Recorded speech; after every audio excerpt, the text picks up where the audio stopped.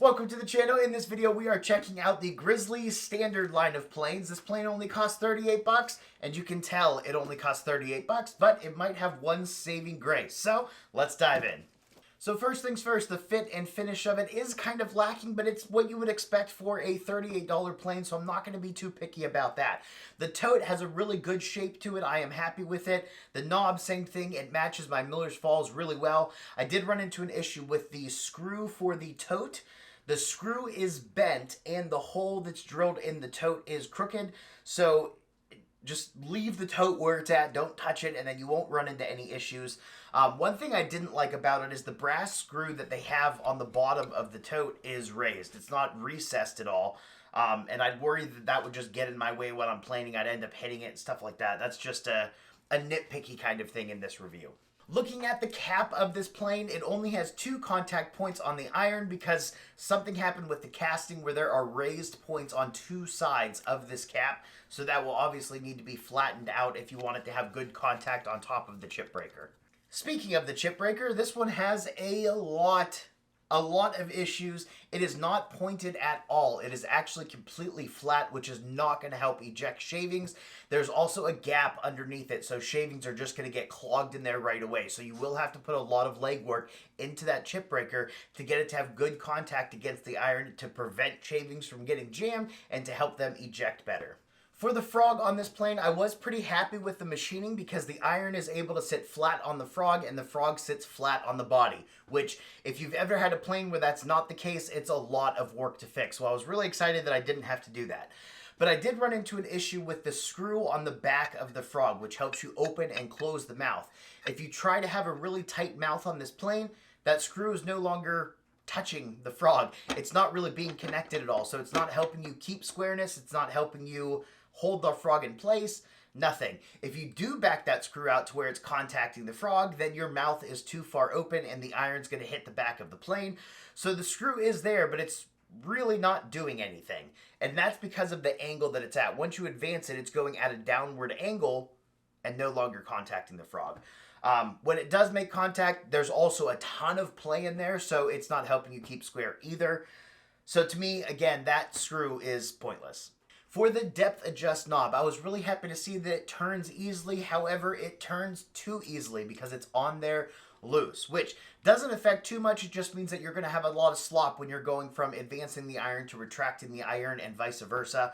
The yoke, I was very surprised to see that there was not a lot of play in there. Usually when you get planes that are this cheap, there's a lot of play, which means you're going to get a lot of backlash. With this plane, that's not going to be the case. For the body of this plane, it was pretty flat except for that front corner. It was 0.002 inches or 0.05 millimeters out of flat, but the rest of it was pretty good, again, for 38 bucks. I will say though, if you were thinking about getting this plane and having it be a shooting plane, the sides are not flat. They have a hump to them. I tried to show you this on the granite plate with it rocking back and forth. So if you are going to use this as a shooting plane, you are going to need to flatten the sides and square up the sides, which is going to be a lot of work also. Now, I know I'm being really harsh on this plane, but it might have one saving grace to make all of the work you'd have to do and the cost of the plane worth it, and that is the iron. Flattening the back of the iron, I mean, obviously it wasn't flat. It's a $38 plane, but it was really quick to flatten, which made me think that this metal is pretty soft. But anyways, I got it all sharpened up and shaving hairs, I slapped it into the plane, which is when I remembered that I didn't put any work into the chip breaker yet. But I said, whatever, let's just try taking a pass and see what happens. I took one pass, it immediately clogged, and then the iron was no longer shaving. It had a chip in the cutting edge, which would get caught by my fingernail, and I noticed inclusions on the back of the iron. Now, the inclusions are really tough to show in pictures and video, but there is a clear gap in the metal that gets caught with my fingernail. You can see it, you can feel it, and eventually, as you're using this iron, that inclusion is going to be your cutting edge, which is going to cause a lot of problems. And it's not like there's just one that you can grind past. There are multiple inclusions in this iron. So I wasn't really happy about that. I was also severely disappointed that it wasn't shaving anymore, and I didn't even really take a real pass. But I'm going to give it the benefit of the doubt. I'm going to regrind the bevel, get all of that sharpened back up to where it's shaving hairs, and then I'm also going to fix the chip breaker and the cap at this time. For the chip breaker, I had to turn that edge into a point because, again, it was blunted and it was not going to help anything. I also flattened the back of it so it would have more contact surface against the iron. For the cap, I flattened that as well so it would have more contact surface against the iron. So after I got all of that done, it was time to test out the plane, and we were able to take a few shavings before it basically stopped cutting. So I had to take the iron out and see what was going on. There was a little tiny clog, but the whole edge was completely folded over to where it was catching on my nail, and it just had a burr on the back of the iron.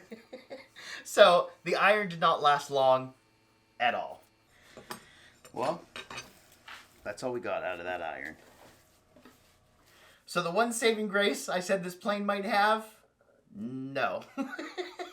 Never in my life have I had a plain iron fold that quickly. I am using white oak, which is a semi-tough wood, but this is what I test all of the planes and tools on. And again, I've never had it just, a few swipes and you no longer have a cutting edge. Go back to sharpening. So basically for this plane, you will have to upgrade the iron. I highly recommend going with the Veritas PMV11 or the Lake Erie irons. Those are two of my favorites. So let's look at some of those prices and how that affects the cost of this plane. If you were going to go with the Veritas PMV11 iron and chip breaker, if you choose to upgrade the chip breaker, that's $86.50. So adding it onto the cost of this plane would bring you to a total of $125. If you were going to go without the chip breaker, if you were going to put work into this chip breaker and just upgrade the iron, for PMV11 that is $60, bring your total up to $98 for this plane. For the MagnaCut, they don't sell chip breakers, but for the MagnaCut iron in this plane would bring your total up to $128. Now, of course, you can get other irons and cheaper irons, but if you're going to invest in one, again, I highly recommend a PMV11 or the MagnaCut. I have both, and I'm obsessed with both now. Lee Nielsen's are pretty good too. So all in all, my answer for this plane is going to be no, because there are better options out there.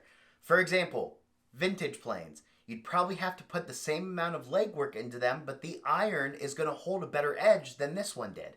You can also look at a Spears & Jackson plane. It's also $38, and its edge held better than this plane did. If you wanted to spend a little bit more, you can look at the Tote Tools number 5. I believe it's $125. That edge held better than this one. Again, probably the same amount of legwork.